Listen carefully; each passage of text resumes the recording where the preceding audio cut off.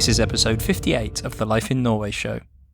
Today I'm joined by Agathe, originally from France, but now living here in Trondheim and working as an architect. But it's her passion for exploring the outdoors that is the topic of the show today. Agathe has written a book called Find Your Norway, full of tips for planning an outdoors vacation.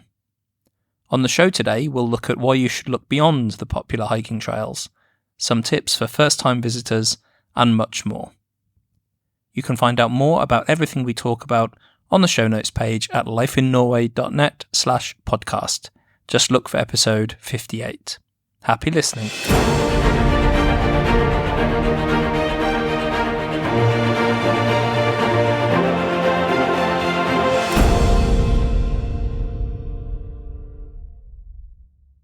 I'd like to welcome Agathe to the latest episode of the Life in Norway show. Welcome to the show. Hey, thank you. I'm happy to be in Life in Norway today. Fantastic, and we're happy to have you.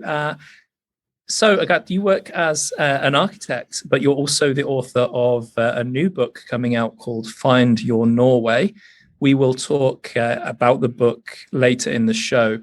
The topic for today, related to the book, is travel tips for an outdoors vacation in Norway.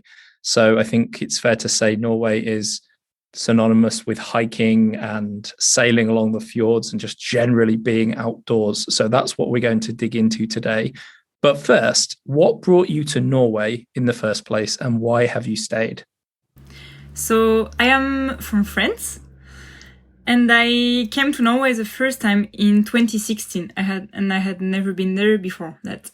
So I was studying architecture in France, and I wanted to do 1 year of Erasmus. So 1 year in another country at the university, and I was looking for a country where I could speak English and that had pretty landscapes. So with these two criteria, I thought about Norway. And I thought about Canada too. And I actually wanted to go to Canada. But I was so bad at English that I could not even apply for Canada. I couldn't pass the first step. So then I applied for Norway instead. And I got in. And then I came here in 2016 and I studied for 1 year. And so that was my first experience here. And I came back after 1 year to Paris to finish my master. And after that year in Paris, I found a job in Trondheim in Norway, and I came back. So in 2018. That's interesting. So you've been learning Norwegian, obviously, and does that mean your English has also improved since you've been living in Norway? Because your English sounds fine to me. Yeah, because the first year when I was an exchange student, I had to learn English because I had no choice. So the first year I didn't learn Norwegian at all because I didn't think I would live here. So I just focused on English. Excellent. Right. Let's talk about Norway and the outdoors. I know from the emails I get to Life in Norway that questions about hiking and cabin trips and spending time outside are the number one query from potential travelers. So what is it in your mind that makes Norway such a good destination for an outdoors holiday?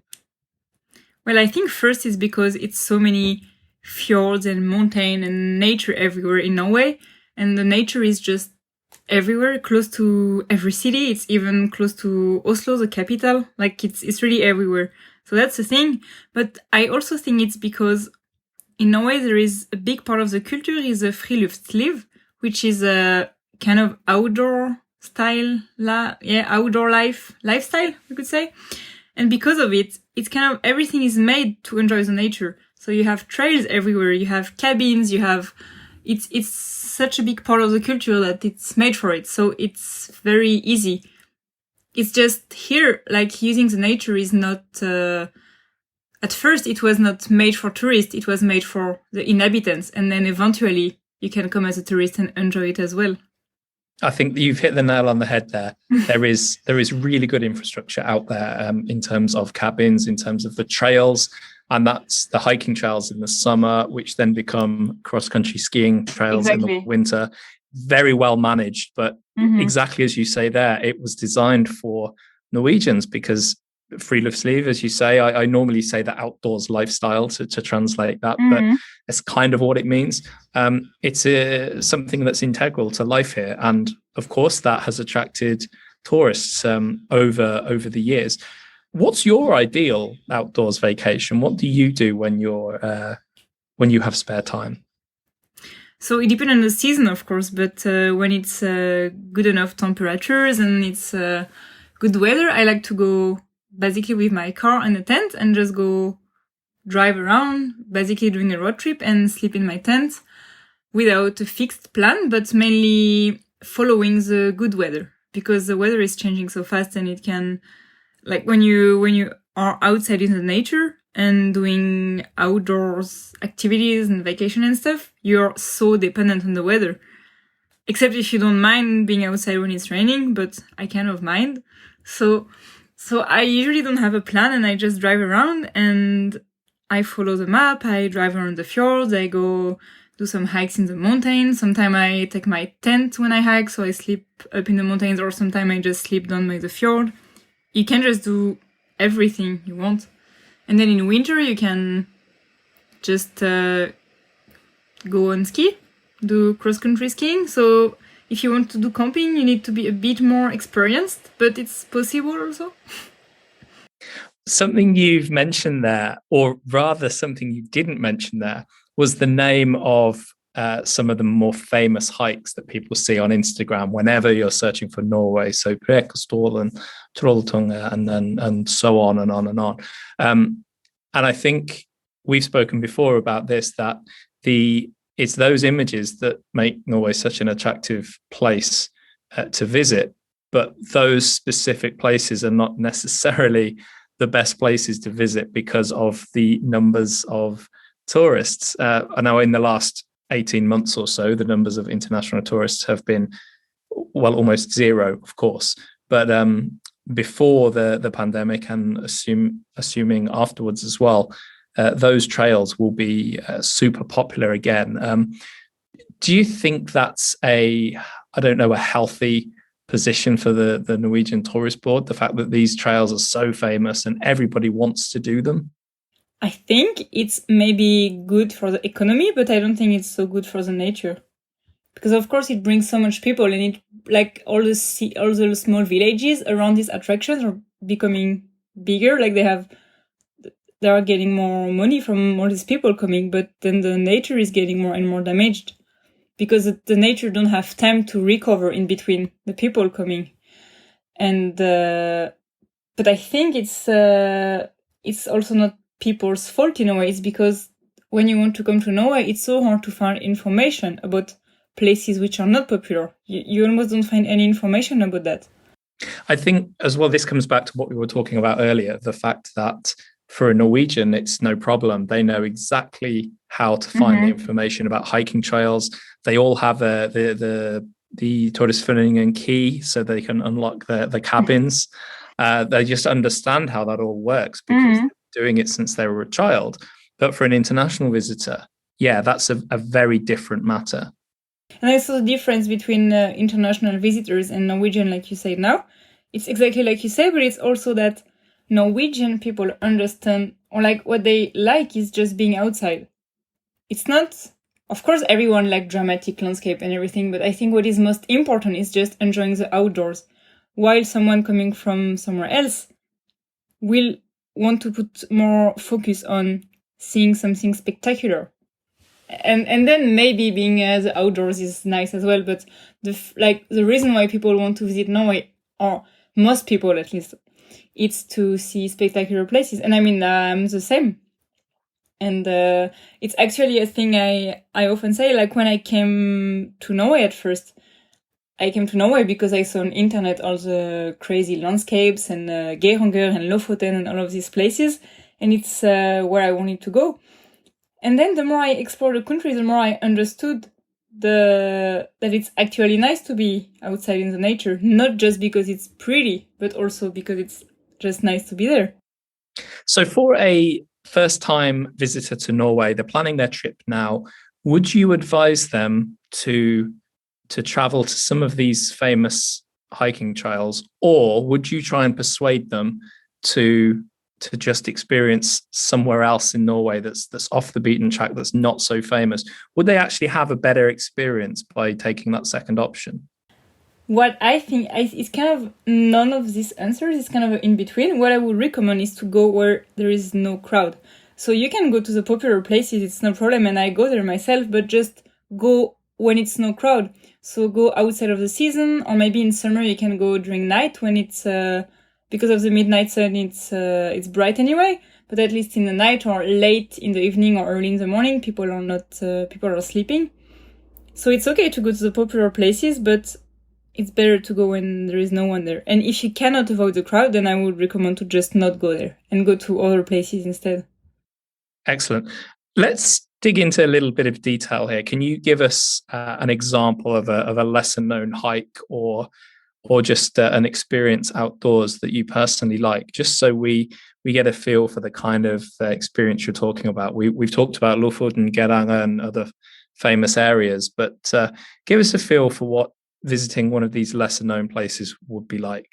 So I think a good example is if, for example, you want to see the fjords of Norway, you will find information mostly about Geiranger Fjord, Hardanger Fjord, and Lyse Fjord, which are the most famous fjord. But if you look at a map of this part of Norway, so the southwest of Norway, and you look at these three fjords, you will see that it's so many other fjords. I don't know how many, maybe 30? I really don't know, maybe more, maybe less, I'm not sure, but it's so many. And it's all about just not focusing on these three fjords you will hear about, and just look at the map and see where it looks nice, and just go there and find your own pearls, find your own cute little places with beautiful landscape. It's not because you don't find info about it on the internet that it doesn't look pretty. It's not because you have never seen a picture of it that it's not amazing, the landscape there. I think it's one thing people are a lot afraid of, is that they have never heard of it. So they think, oh, if I have never seen it, it's because it's not that nice. If not, it would be available on the internet, like information about it. But it's just so many places all around Norway. You cannot have seen everything on the internet. It's just too many. So I think what I like to do is just looking at the map. And for example, I turn on the terrain mode. So you see the relief, you see the mountains, and it's really easy to try to guess where it's going to be nice. For example, where it's a fjord or a lake that is surrounded by quite steep mountains, you can be sure it's going to be nice. And then if you want to hike, then you find places like this. And if you go on the website ut.no, you can have this same map and you can see if there is a red line going around there, which are hiking trails. And then you just follow these lines and you will get great views that no one have told you about before, that you would have never found on the internet. And you're going to be proud of you to have found this place. That's some fantastic tips there. So the website you mentioned, I'll include in the show notes, but it's ut.no, which is ut.no. And that essentially means outside is the name of the website. So it's full of hiking trails, detailed maps, and so on. I think it's all in Norwegian, but it's as it's a map-based website, it's relatively easy to find your way around. Yeah. I think a lot of, I went on a road trip this summer around the fjord region, and we stayed in fairly well-known places, but it's when you're on a road trip that you can discover some of these lesser-known areas, especially if you're taking a road that skirts a fjord or is climbing a mountain from a fjord. And I think one of the reasons why some of these places are not so well known is there's not a hotel there, for example. Yes. Especially when you're searching in English online. That's quite true, yeah, but there might well be a campsite very close by. And when we found some great campsites where we stopped and had lunch that I don't even know if these places have websites. You know, they're full of Norwegian tourists. There's a nice lake there. There's a mountain backdrop. It's just a fantastic place to relax and spend some time. So yeah, really, really interesting tips there, Agathe. Thank you very much. So when someone is planning to come to Norway for an outdoors trip, we've spoken before, and one of the tips you gave me is to consider the weather, and the weather is something that people don't really think about when they're visiting Norway. And you know, and if you come in the summer, yeah, the chances are high that it's going to be clear. But if you're hiking in the mountains, those chances change quite drastically. So could you just tell us a little bit about how people should consider the weather when they're planning a trip here? So I think the weather have to be considered in different ways. It depends if you're going to be a lot outside or not, because of course, if you're going to hike a lot and everything, it's really important. But it's also really important if you just think of driving around, because even if you're just driving around, the weather is very important, because the landscapes are going to look so different in different types of weather. And you might want to see this place looking, I don't know, for example, a lake with nice mountains reflections. You need special conditions to see it this way. And you kind of have to take it into consideration. So that's why the weather is quite important. And of course, if you're going to do a lot of outdoor activities, it's really important, because if you're hiking, it can become dangerous if you're not prepared, if you're not if you don't have the right gear. So you should make sure you know how it's going to be, and always know that it's always worse in the mountain than down by the fjord. So the wind will be stronger, the rain might become snow, it's going to be colder, and so on. So usually when you look at the weather forecast, you see it for cities that are done by the weather. But you should always at least you should always expect to be a bit more rough when you're up in the mountains.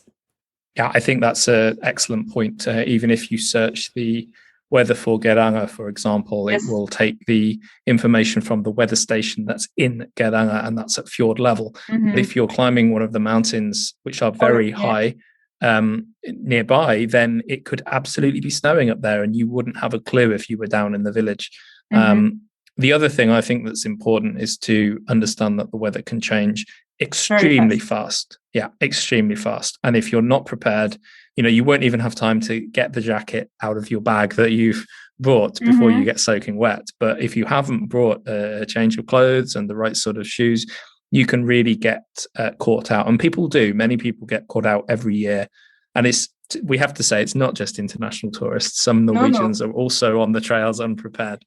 But I think it's not only about getting wet and it's annoying and you don't have time to put your jacket. It's also getting lost, because especially if you're hiking around the winter time, or at least outside of summer, it can suddenly be so foggy and snow and everything that you will not see maybe 2 meters in front of you, and then you have to know where you are always. So it's not only about how you dress up, it's also about making sure you always know where you are and you are not lost, because it might be suddenly an edge in front of you, or you might fall, or it can become dangerous when the weather changes so fast. Yep. And I think, again, the time of year, as you say, is very important. If you're considering the shoulder seasons, May, it tends to be extremely light, because, of course, it's lightest in mid-May. But if you're coming after the summer, you're coming in late August or September, it gets dark a lot earlier then. And that combined with the mists and fogs, it can change very fast. Okay, one of the reasons, Agathe, why some people like the idea of a Norwegian vacation outdoors is that it can be cheap. Norway has a reputation for being a very expensive country, and if you're staying in hotels in cities, visiting museums all day, then yes, it can be. But with the freedom of Rome, freedom to roam law that Norway has, and the fact that all hiking trails are free, essentially, you might have to pay a little to park your car. And staying on campsites or in tents is very cheap as well. It can be a cheap vacation. So how much money do you need to make the most of the outdoors in Norway? So what you're saying is very true. I often hear people saying, I can't come to Norway because it's too expensive, I cannot afford it. But I think you can if you take advantage of all the outdoor lifestyle thing.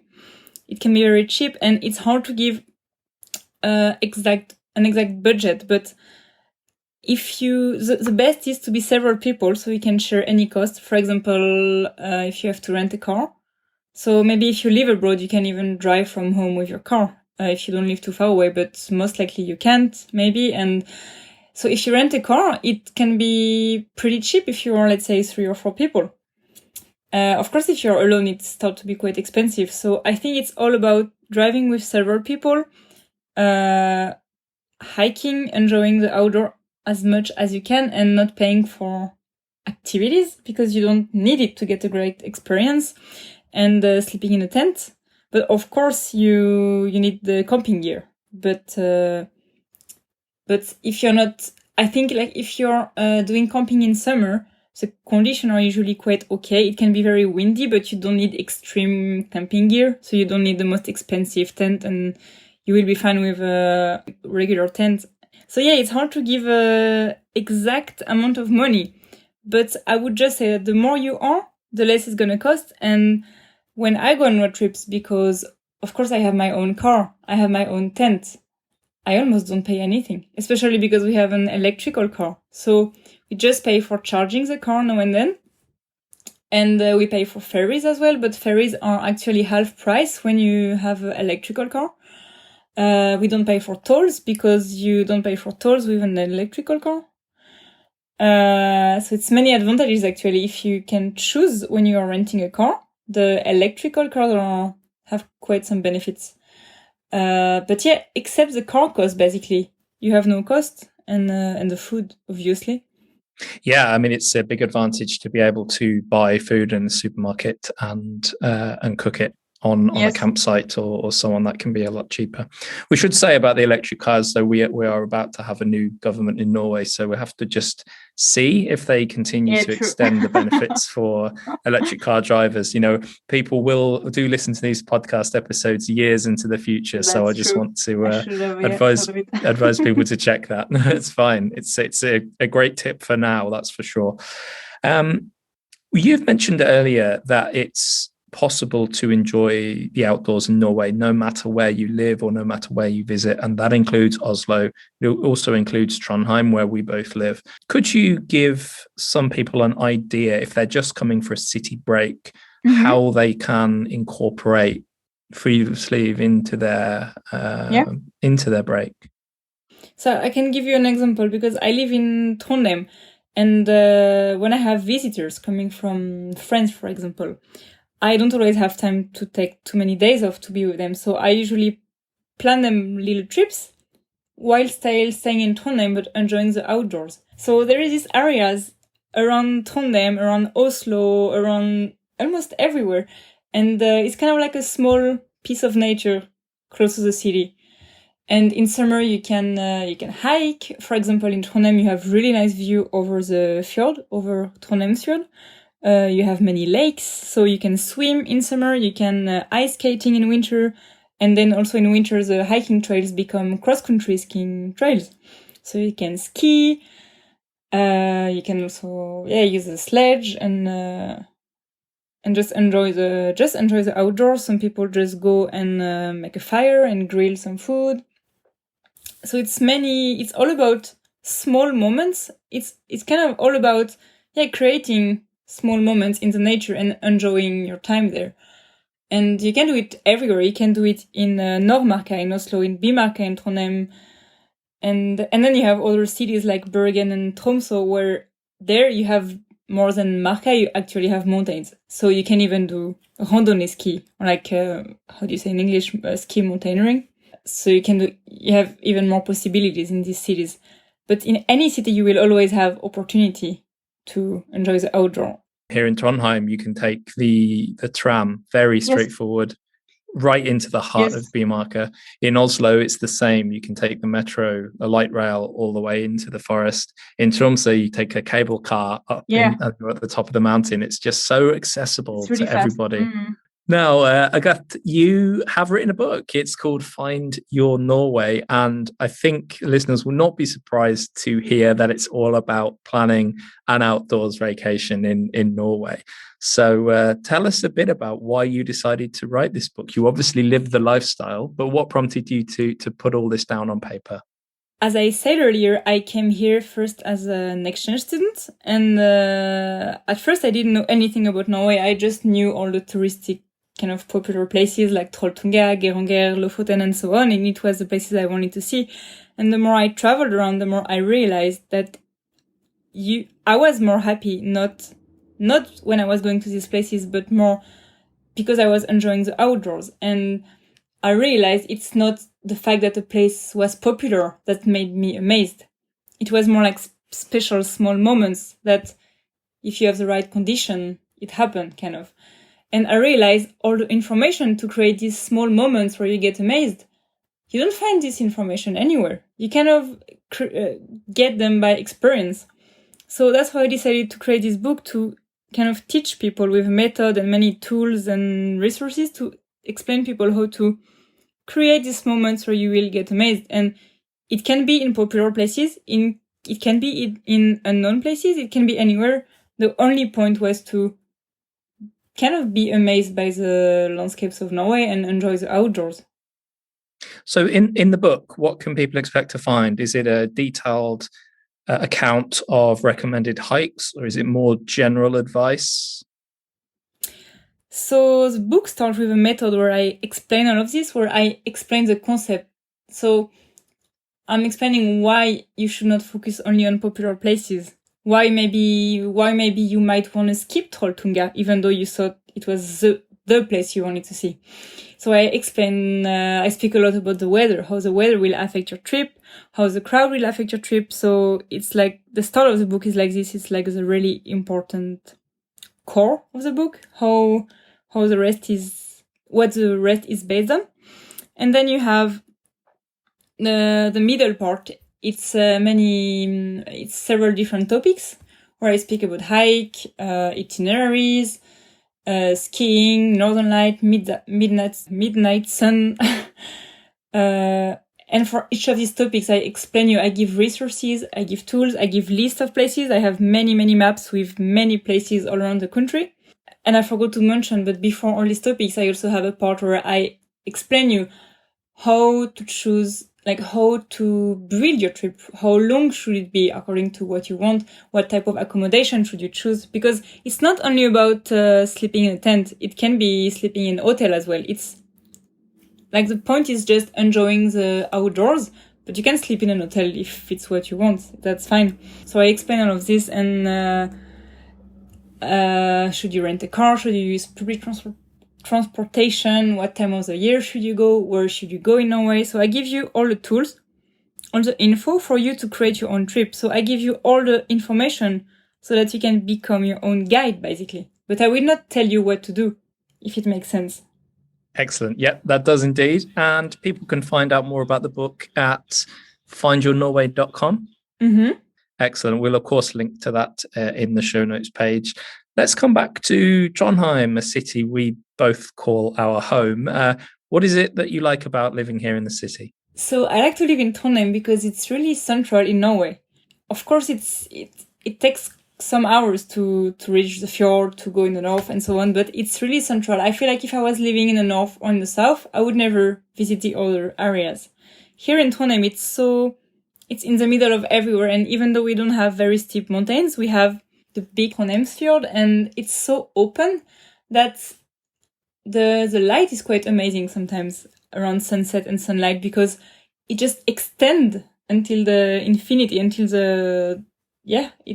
just never ends. Because when you're in places with a bit steeper mountains, you don't see this infinite horizon so much. I think it's what I really like in Trondheim, that it's so open and wide. I don't know if you can say that, but it's and also I like it's a city. It's the third biggest city in Norway, isn't it? And but still it's quite small, and still it's really close to the nature as we spoke about earlier with Bimarka. So I think it's a nice place to live. Yeah, I think Trondheim is an extremely compact city centre, and that's because most of the people actually live quite far from the city centre. It's a very spread out city to the east and to the south. And so the city centre itself does feel very small and compact, and it's, you can walk across it in 10 or 15 minutes. So yeah, I agree. Okay, so you've now lived in Norway for several years. How does it compare to life in France? What are the most notable differences? I think for me the biggest difference is the balance between work and the free time you have, family life and so on. It's so important here in Norway. It's a big focus on having time for yourself and not just spending all your life at work, basically. While in France, it's a bit the opposite, I would say. Yeah, I mean, nobody really has a working week here beyond 37 hours. And I guess in France, it's more like 40 or longer than that. Even more, yeah. That's fair enough. Agathe, I will now ask you the last 3 quick questions that I ask every guest on the Life in Norway show before we wrap things up. So some quick answers from you, please. What's the best thing about living in Norway? So I think for me, the thing I like the most about living in Norway is a combination of 2 things that really goes together. It's first the fact that the nature is incredible and the landscapes are beautiful, and it's really, you can get amazing experiences. But this goes with the fact that you have so much free time to enjoy it. Because I mean, you also have beautiful landscapes in France. I mean, if you think of the Alps and so on, it's really nice, but I feel you don't have as much time to enjoy it. So here, I think what makes a big difference is that the landscapes are amazing and you have time to enjoy it. So it makes a big difference. That makes sense. And the most challenging thing about living in Norway? I think for me, it's a social aspect of it. We didn't speak about it so much, but I know you have spoke about it in previous episodes, and I think it can be hard to make new friends because especially if you're a bit older, people already have groups of friends and they don't need new friends. So it can be hard. And your favorite place in Norway? It's really hard to give a place. I would say in general, all the places which are away from the crowd. Of course, it's not very precise, so I can give you some areas that I like. For example, I used to say my favorite area was the island Senja in the north, but I also like a lot Møre og Romsdal. So it's a region of Geiranger, but it has so many other fjords than Geiranger, the one that most people know. So this region is really nice, as well as Helgeland, which is a region between Trondheim and Bodø. And the part I like is Lurøy og Meløy. It's kind of the north of Helgeland, and it's really not known, but the landscapes are really nice. It's steep mountains and turquoise water and everything. It's really nice. Yeah, the coastal landscapes of that stretch are really quite stunning. And I think there's a lot of Norwegians that are not that familiar with the area, let alone international visitors as well. Agathe, this has been great, super interesting. Where can people find out more about you and the book? So you can actually find more about me on the website, of course, but also on Instagram, because this whole book thing started with Instagram 2 years ago when I started to share many tips and information and hikes and itinerary and everything all around Norway. So I think the link will be in the podcast description, but it is called Agathe_LDX. And the website where people can find out more about the book? So you can find all the information about the book on the website findyournorway.com. And also more things if you need more help to plan your trip and so on. That's great. We've spoken about a lot of specific things during this episode, so I'll be sure to include links to all of those, including your website, findyournorway.com, and your Instagram profile in the show notes page, which people can find at lifeinnorway.net/podcast. Agathe, thank you so much for joining me today. Thank you for having me. It was really nice to talk with you.